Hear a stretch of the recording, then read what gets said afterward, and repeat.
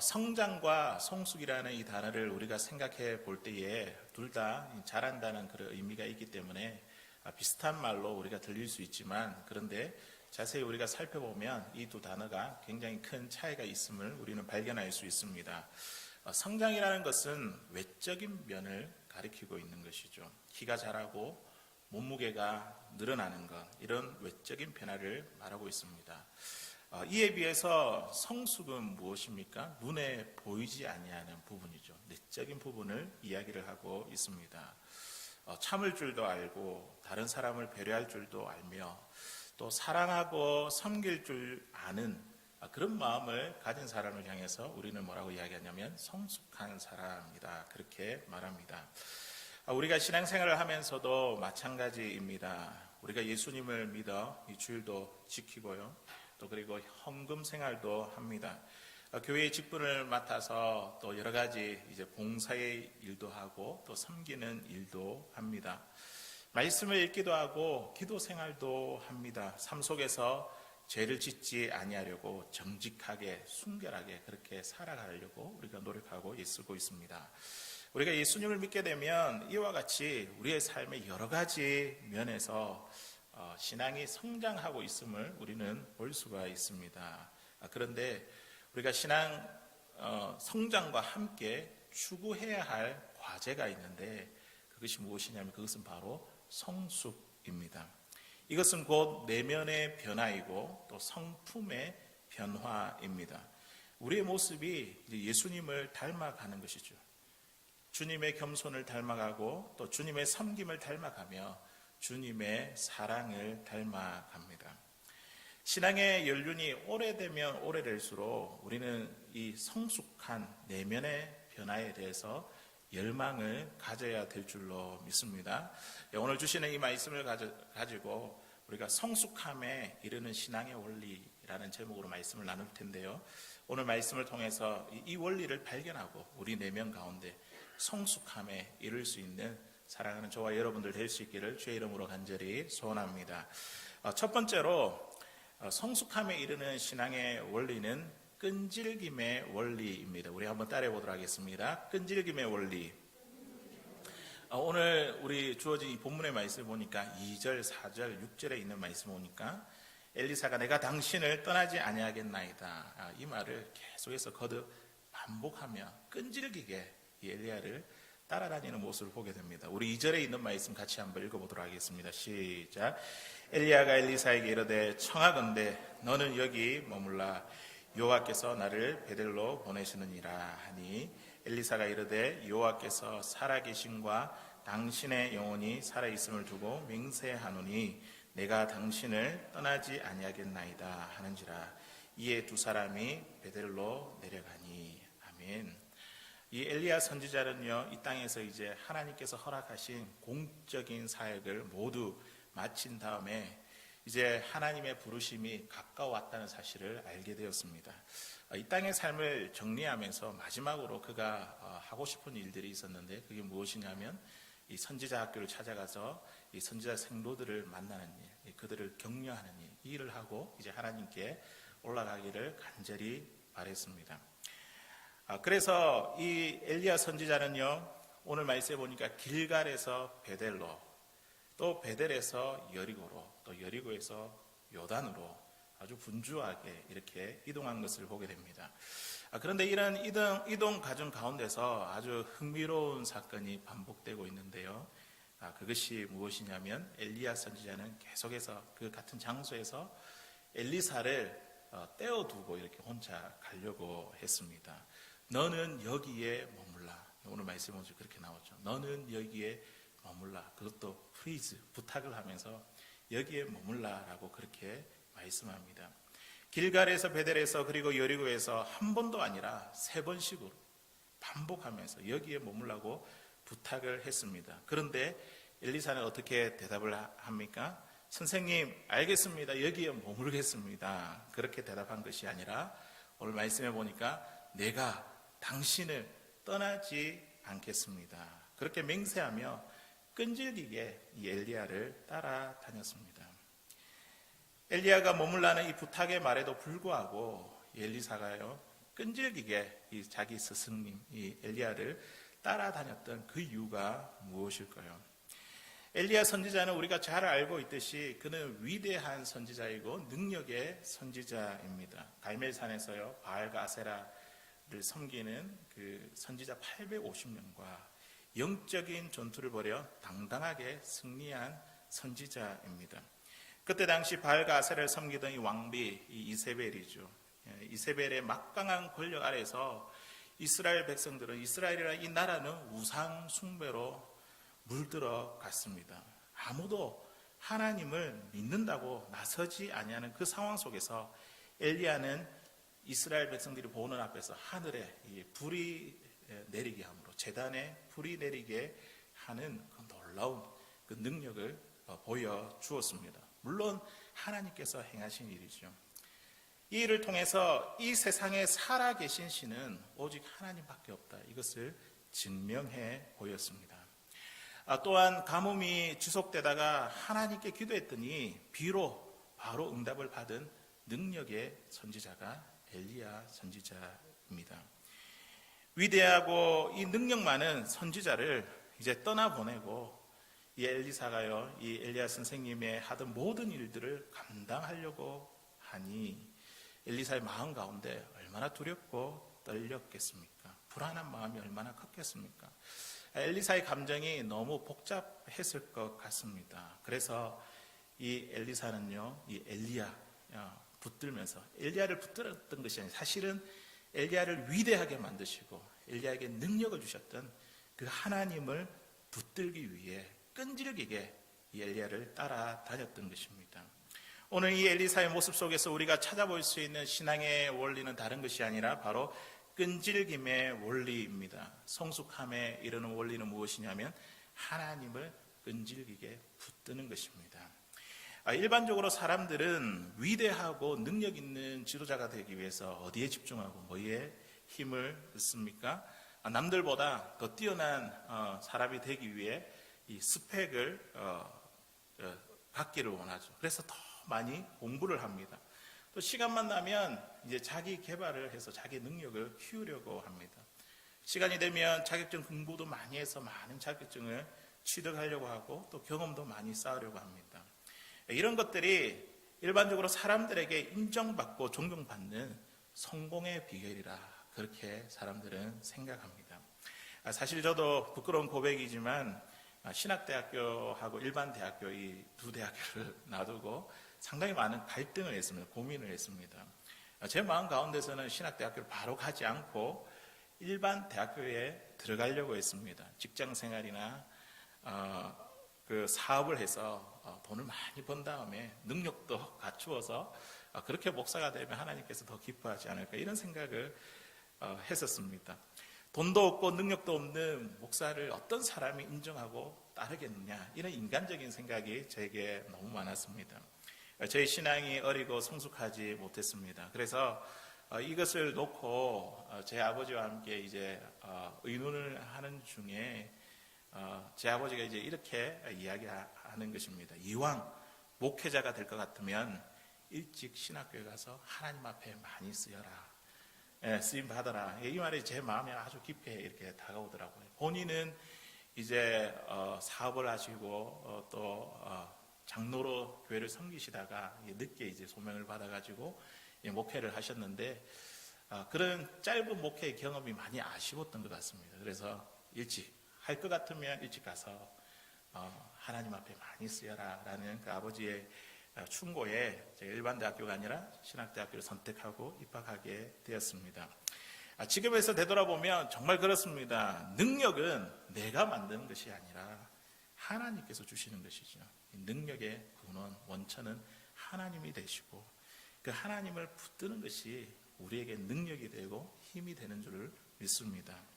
엘리사는 그것을 알았던 것 같습니다. 오늘 말씀 보니까 엘리사는 알았습니다. 어떻게 하면 내가 능력을 얻을 수 있는지, 어떻게 하면 내가 훌륭한 지도자가 될 수 있는지, 어떻게 하면 엘리야의 뒤를 이은 그 선지자로서의 사명을 감당할 수 있는지 그것을 알았기 때문에 이 엘리야를 끝까지 따라다닌 것입니다.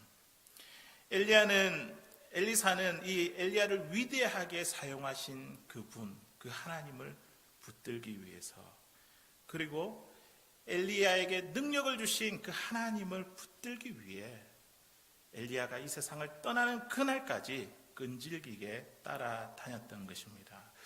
사랑하는 성도 여러분, 엘리사를 통해서 배울 수 있는 우리의 신앙의 원리는 무엇입니까? 그것은 바로 끈질김의 원리입니다. 세상의 능력, 눈에 보이는 것들, 우리가 의지할 것들 얼마나 많습니까? 하지만 성숙한 신앙은요, 그것 붙들지 않고 능력의 원천이신 그 하나님을 붙들며, 끈질기게 붙들며 나가는 신앙인 줄로 믿습니다.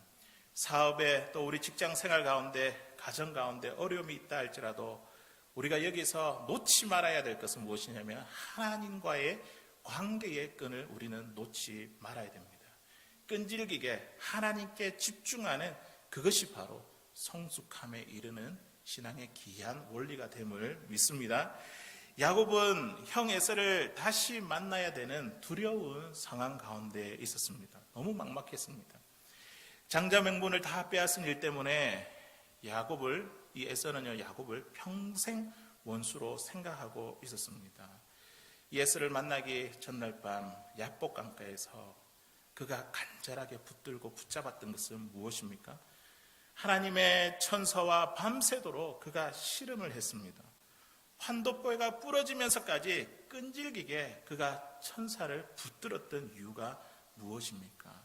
창세기 32장 26절에 있는 말씀을 보니까 이렇게 말씀합니다. 우리 같이 한번 읽어보도록 하겠습니다. 시작. 그가 이르되 날이 새려하니 나로 가게 하라. 야곱이 이르되 당신이 내게 축복하지 아니하면 가게 하지 아니하겠나이다. 아멘. 이 야곱이요, 밤새도록 붙들었던 것이 무엇입니까? 하나님, 나에게 복을 주십시오. 복을 주시지 아니한다고 한다면 내가 이 손을 놓지 않겠습니다. 야곱은요, 세상이 아니라, 세상의 방법이 아니라 하나님이 복의 근원 되심을 알았습니다. 능력의 원천임을 알았습니다. 지금까지 능력과 복을 얻기 위해 야곱이 어떻게 살았습니까? 머리를 쓰고. 야곱의 이름의 뜻이 무엇이죠? 속이는 자지 않습니까? 사람들을 속이며 치열하게 경쟁하며 그렇게 살아왔는데, 이제는요, 에서를 만나기 전에 그 한방 가운데 천사와 씨름하면서 내가 세상의 능력을 찾고 나를 의지하는 것보다 밤새 천사와 씨름하는 것을 통해 하나님을 간절하게 붙들었던 것, 이것이야말로 끈질기게 하나님께 붙드는 것, 이것이 우리에게 주시는 신앙의 원리입니다. 하나님을 끈질기게 붙들었더니 야곱이 어떤 복을 받게 되었습니까? 하나님께서 그의 이름을 바꾸어 주셨습니다. 야곱에서 무슨 이름을 주셨습니까? 이스라엘이라는 이름을 주셨습니다. 야곱은 아까 방금 이야기했죠. 속이는 자라는 그 이름의 뜻에서 이제 하나님과 겨루어 이겼다는 이 이스라엘이라는 이름을 얻었습니다. 그전에는 자신의 능력으로 살아왔던 이제 이 야곱이요, 하나님의 능력으로, 하나님의 능력이 자신의 그 복의 근원이 되고 능력의 원천이 됨을 아는 하나님의 능력으로 사는 자로 하나님께서 바꾸어 주셨습니다. 야곱은요, 하나님을 끈질게 붙잡아 하나님의 능력으로 사는 삶을 살게 되었습니다. 사랑하는 성도 여러분, 엘리사와 이 야곱이 보여준 이 끈질김의 원리에 따라 우리가 세상에 의지할 것, 붙잡을 것 많이 있지만 그것을 기웃거리는 대신 하나님을 끝까지 붙들 수 있는 성숙함에 이를 수 있는 신앙, 이러한 신앙을 가질 수 있는 사랑하는 저와 여러분들 될 수 있기를 주의 이름으로 간절히 소원합니다. 두 번째로 우리 성숙함에 이르는 원리, 또 오늘 우리가 발견할 수 있는 그 두 번째 원리가 무엇이냐면 거룩한 욕심의 원리입니다. 우리 한번 따라해 보도록 하겠습니다. 거룩한 욕심의 원리. 오늘 이 엘리사가 엘리야에게 자기에게 성령이 하시는 역사가 갑절이나 내게 있게 하소서, 이 거룩한 욕심을 가지고 하나님, 나에게 이것을 주십시오.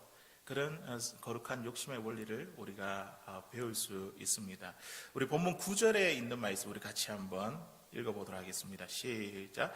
건너매 엘리야가 엘리사에게 이르되 나를 내게서 데려감을 당하기 전에 내가 내게 어떻게 할지를 구하라. 엘리사가 이르되 당신의 성령이 하시는 역사가 갑절이나 내게 있게 하소서 하는지라. 아멘.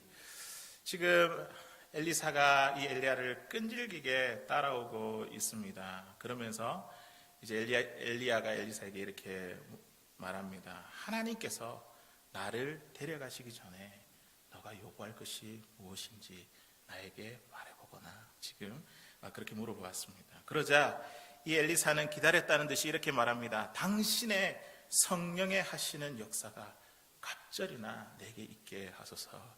이게 이제 거룩한 욕심이 아니겠습니까? 세상에 다른 능력을 구하는 것이 아니라 성령의 능력을 간구하고 있습니다. 갑절의 영감을 구했습니다. 왜 엘리사가 이런 갑절의 영감을 구했을까요? 엘리사가 구했던 이 갑절의 영감이 엘리야가 가졌던 이 능력을 갑절로 달라, 그런 의미가 아닙니다. 여기서 우리가 중요하게 생각해 볼 수 있는 것이 무엇이냐면 자신을 엘리사 선지자의 합법적인 계승자로 지금 인정해 달라는 것이죠. 그것을 지금 요구하고 있는 것입니다. 엘리야는요, 그 선지 학교들을 세우고 또 많은 이 선지 생도들을 이렇게 훈련시키고 또 가르쳐 왔습니다. 베델에서도 선지자 생도들이 있었고 또 여리고에서도 이 선지자 생도들이 있었습니다. 오늘 말씀해 보니까 요단에서도 50명의 선지자 생도들이 나와서 그 엘리야를 보고 있습니다. 엘리야는 죄악과 우상 숭배가 만연된 이 사회를 구하는 방법은 하나님의 사람들을 많이 길러내는 것, 이것이라고 그는 생각했습니다. 여러 지역의 선지학교들을 세우고 또 그곳에 선지자 생도들을 훈련시켜 왔습니다. 그런데 이렇게 많은 사역들을 감당하던 엘리야가 지금 이제 이 세상을 떠나가게 되면 이제 누군가가 그 뒤를 밟아서 대신해서 이런 귀한 사역들을 감당해야 되는데, 바로 이러한 상황에서 지금 엘리사가 요구하는 것이 무엇이냐면 갑절의 영감을 요구하고 있습니다. 자신을 합법적인 당신의 계승자로, 당신의 일을 감당할 수 있는 그 자로 나를 인정해 달라는 그 요구로 갑절의 영감을 구한 것입니다. 그때 당시에 이 모세 율법에 보면 아버지가 돌아가시면 자녀들에게 유산을 주는데 장자에게는 2배를 줬습니다. 장자라는 것을 증명하는 것이죠. 마찬가지로 많은 선지자 생도들이 있지만 이 엘리사는요, 자기에게 갑절의 영감을 주므로 자기가 내가 장자입니다. 내가 당신의 그 일들을 내가 대신해서 이업을 받은 계승자가 되겠습니다. 이러한 요구를 가지고 갑절의 영감을 요구한 것입니다.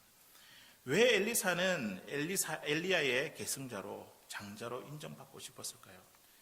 가장 위대한 선지자 이 엘리야의 후계자라는 것을 세상에 알려서 인기를 누리고 싶은 이 마음 때문이 아닐까요? 우리가 잘 알고 있듯이 엘리야와 엘리사 시대는 이스라엘 역사 가운데에 영적으로 가장 암울한 시대입니다. 바른 말을 하고 정의를 외쳤다간 쥐도새도 모르게 죽임을 당할 수가 있습니다. 많은 주의 선지자들이 죽임을 당한 것처럼 엘리사도 그렇게 죽어야 할지 모릅니다. 이 자리는요, 인기가 있는 자리가 아니라, 명예가 있는 자리가 아니라 죽음의 자리이고 십자가의 자리입니다. 그 자리를 지금 엘리사가 엘리야에게 요구하고 있는 것입니다. 내가 모든 책임을 지고 당신의 계승자로, 내가 선지자로서, 내가 장자로서 당신의 사명을 그대로 이어가겠습니다. 이것이 바로 엘리사에게 보일 수 있었던 거룩한 욕심입니다. 우리는 엘리사에게서 거룩한 욕심의 원리를 발견할 수 있습니다. 사랑하는 성도 여러분, 하나님께서 만일 우리들에게 이렇게 네가 원하는 것이 무엇이냐, 네가 요구하는 자리가 무엇이냐 그렇게 물어본다면 우리는 뭐라고 대답하겠습니까? 사람들은 보통 이렇게 생각합니다. 내가 인정받고 인기와 욕심을 채우는 자리, 이것을 주십시오. 그것을 하나님께 요구할 것입니다. 그렇지 않습니까? 나에게 조금이라도 이익이 되는 자리라고 한다면 주저하지 않고 우리는 그것을 얻기 위해서 막 달려갈 것입니다. 주님을 위해 손해가 되고 십자가를 지어야 되는 그 자리는 우리가 외면하고 피하고 싶은 우리의 본성은 아닙니까? 하나님은 이 시대에 엘리사와 같은 거룩한 욕심을 가진 자를 찾고 계십니다. 자신을 먼저 생각하는 것이 아니라 주님을 먼저 생각하고 또 하나님 사랑하는 이 교회를 먼저 생각하는 그 일꾼들을 우리 하나님께서 지금도 우리를 찾으시고 계십니다. 주님께서 맡겨주신 일이라고 한다면 내 유익과 평탄함도 다 포기할 수 있는 그런 일꾼을 우리 주님은 찾고 계십니다. 사람들로 하여금 칭찬받는 자리가 아니라 할지라도, 욕을 먹고 미움을 받는다 할지라도 주님을 위해서라면 기꺼이 그 자리를 지키겠다는 거룩한 욕심을 가진 자를 주님께서 지금도 찾고 계십니다. 우리 마태복음 6장 33절 말씀, 우리 너무 잘 아는 말씀인데 우리 같이 한번 읽어보도록 하겠습니다. 시작. 그런즉 너희는 먼저 그의 나라와 그의 의를 구하라. 그리하면 이 모든 것을 너에게 더하시리라. 아멘. 이 말씀에서 거룩한 욕심을 가진 자의 모습은 어떤 모습입니까? 하나님의 나라와 하나님의 의를 구하는 자의 모습입니다. 그런데요, 사람들은 무엇을 더 많이 구합니까? 모든 것이죠. 하나님, 내가 하나님 잘 섬기니까 주님 나에게 모든 것을 주십시오. 우리의 포커스가, 집중의 모든 것이 달려 있습니다. 그런데 하나님이 찾으시는 이 거룩한 욕심을 가진 사람은 어디에 집중하는 사람이냐면 하나님의 나라와 하나님의 그 의, 그것에 집중하고 그것을 붙들고 그것을 구하기 위해 살아가는 자를 우리 하나님을 찾고 계십니다. 여기 앉아있는 우리 덴버 소망교회 우리 성도님들, 정말 하나님이 기뻐하시고 원하시는 거룩한 욕심을 가진 사랑하는 주의 성도들 될 수 있기를 주의 이름으로 간절히 소원합니다. 사마리아 성에 마술사로 이름을 알리던 시몬이라는 사람이 있었습니다. 이 시몬은요, 빌립이라는 집사님을 통해서 예수님을 듣게 되고 이 복음을 듣게 되고 그래서 예수님 믿는 자가 되었습니다. 예루살렘 교회가 이 사마리아 성에 이제 복음을 듣고 예수 믿는 사람이 생겼다니까 그곳에 사도 두 사람을 파견을 했는데 이 베드로와 요한을 사마리아로 보냈습니다. 그리고 이 사도들이 사마리아 성에 있는 사람들에게 이제 안수를 하니까 어떤 일이 나타나냐면 그들이 성령을 받게 되었습니다. 성령을 받게 되고 성령이 주어지자, 이런 놀라운 능력이 주어지자 마술사였던 이 시몬은요, 사도들에게 돈을 주며 이렇게 이야기를 합니다. 이 권능을 내게도 주어 누구든지 내가 안수하는 사람은 성령을 받게 하여 주소서. 예수님을 믿었지만 그러나 여전히 이 마술사였던 이 시몬은요, 성령의 권능을 행함으로 사람들로 하여금 인기를 누리고 싶어 했습니다. 베드로는 이 시몬의 마음을 꿰뚫어 보며 책망합니다. 내가 하나님의 선물을 돈 주고 살 줄로 생각하였으니 내 은과 내가 함께 망할지어다. 책망하였습니다. 예수님을 믿었지만 이 마술사였던 이 시몬은요, 세상의 욕심으로 가득 찬 사람이었습니다. 성령 하나님을 돈으로 사려고 했습니다. 성령의 권능으로 사람들을 깜짝 놀라게 만들고 그래서 이전보다 더 많은 인기와 명예와 부를 한번 누려보고 싶어 했습니다. 사랑하는 성도 여러분, 우리가 예수님을 믿지만 여전히 이 세상에 대한 그 욕심을 버리지 못한 이 시몬의 모습이 저와 여러분들의 모습은 아닙니까? 우리가 하나님의 이름을 내세우지만 실제로는 내 인기와 명예를 먼저 생각하고 내 삶 가운데 부족한 것, 채우는 것, 이거 먼저 생각하는, 내 유익과 자랑을 먼저 생각하는 우리의 모습은 아닙니까? 오늘 베드로가 책망했듯이 우리도 하나님을 믿지만 여전히 세상 가운데 빠져있는 우리의 욕심이 가득하다고 한다면 우리의 욕심으로 인해 우리의 인생도 내가 갖고 있는 그 욕심 때문에 망할 수가 있습니다. 사랑하는 성도 여러분, 우리는 하나님 앞에서 거룩한 욕심을 가져야 될 줄로 믿습니다. 하나님 앞에서 내가 조금 더 온전히 살고자 하는 그 거룩한 욕심을 가질 수 있는 사랑하는 저와 여러분들 될 수 있기를 바랍니다. 하나님 앞에 더 가까이 나아가지, 말씀에 집중하고 기도에 집중하는 것, 우리에게 있는 거룩한 이 욕심이 아니겠습니까? 이제는 나를 위한 삶이 아니라 주님을 위한 그 삶을 살겠습니다. 교회를 위해서, 이웃을 위해서 십자가를 지겠다는 이 거룩한 욕심이 저와 여러분들 가운데 있어야 될 줄로 믿습니다. 하나님을 위한 열심, 하나님을 향한 뜨거움으로 가득 찬 이 거룩한 욕심에 따라 우리가 성숙한 신앙의 자리로 나아갈 수 있는 사랑하는 저와 여러분, 복된 여러분들 될 수 있기를 주의 이름으로 간절히 소원합니다. 이제 마지막으로 성숙함에 이른 우리 신앙인들에게 하나님께서 부어주시는 복이 있습니다. 우리가 계속 자라가고 내면으로 우리가 성숙함에 이르게 되면 하나님께서 우리에게 부어주시는 그 복이 있는데, 그것이 무엇이냐면 영안이 열리는 복을 받게 됩니다. 영적인 눈, 이 신령한 눈이 열리는 이 복을 받게 됩니다. 우리 한번 따라해 보겠습니다. 영안이 열림. 우리의 영적인 눈이 열리게 됩니다. 내가 보면 그 일이 내게 이루어지느니와. 이 말씀이 무엇인지 우리 한번 살펴보겠습니다. 우리 10절에 있는 말씀 우리 같이 한번 읽어보도록 하겠습니다. 시작. 이르되 내가 어려운 일을 구하는보다 그러나 나를 내게서 데려가시는 것을 내가 보면 그 일이 내게 이루어지느니와 그렇지 아니하면 이루어지지 아니하리라 하고. 아멘. 엘리사가 갑절의 영감을 구하자 엘리야는 참 어려운 일을 구한다며 그렇게 이야기를 했지만, 하나님께서 자신을 데려 올라가는 것을 보게 되면 하나님이 너에게, 엘리사에게 갑절의 영감을 주실 것이다, 그렇게 말씀했습니다.